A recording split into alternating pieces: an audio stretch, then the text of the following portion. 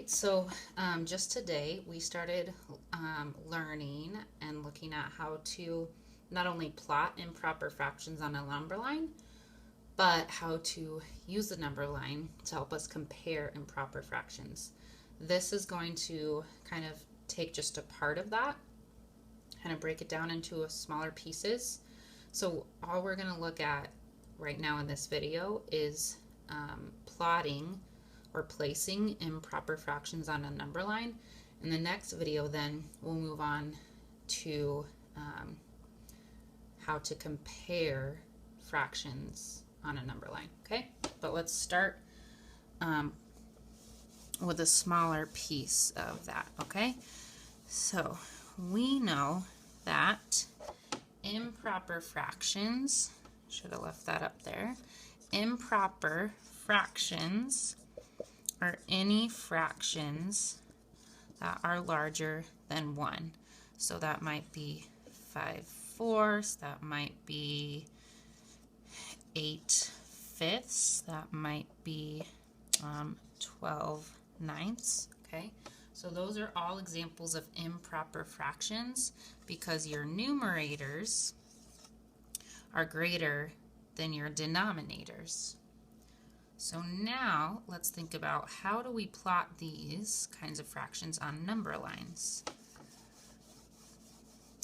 And then again, later we'll see how that can help us compare improper fractions. So one thing we need to be very careful about when we're using number lines to compare improper fractions is that we're not always starting at 0. So this number line will start at 1 and it will end at 2. Our midway point then will be 1 and 1/2. Okay, so it's very important.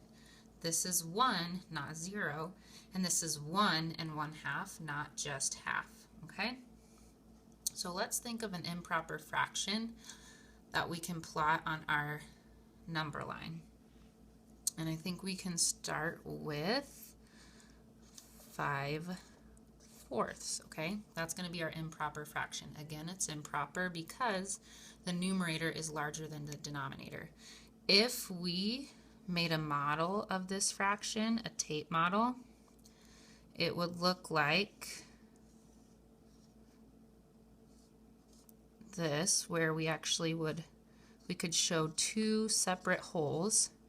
So here we have 4/4 plus one more fourths gives us 1, 2, 3, 4, 5/4. And we can see here that that is more than 1.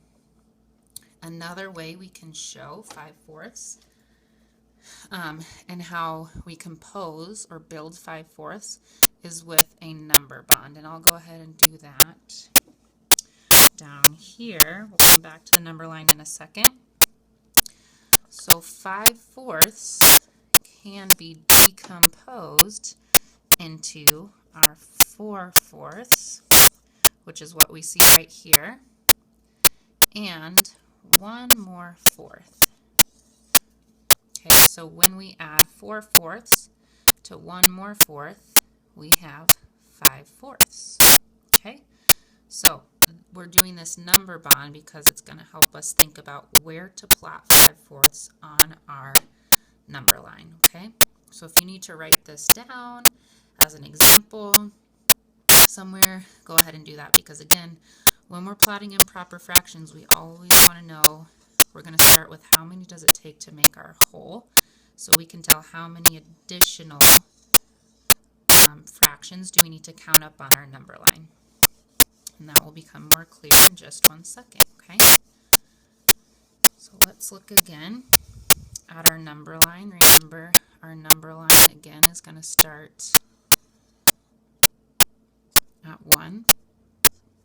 It's going to end at 2 over here, and our halfway point will be 1 and 1/2.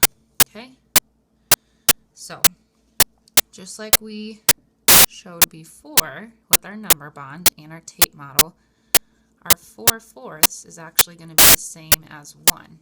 Okay, so if we're already at 4/4 here, we only need to count up an additional 1/4.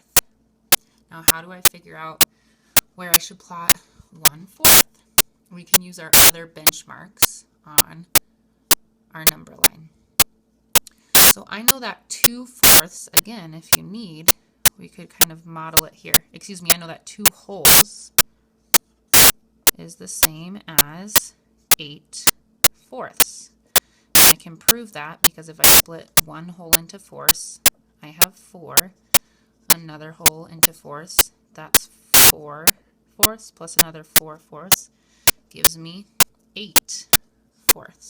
Okay? But I'm still trying to plot 5/4. So now let's go to our next benchmark. I have 1 and 1/2. Well, I already know that 1 is 4/4 plus another half would be the same as 2/4. Okay, so 4/4 plus 2/4, this point right here would be 6/4. So I know 4 and 6 are my benchmarks here, and 5/4 is going to fall right in the middle.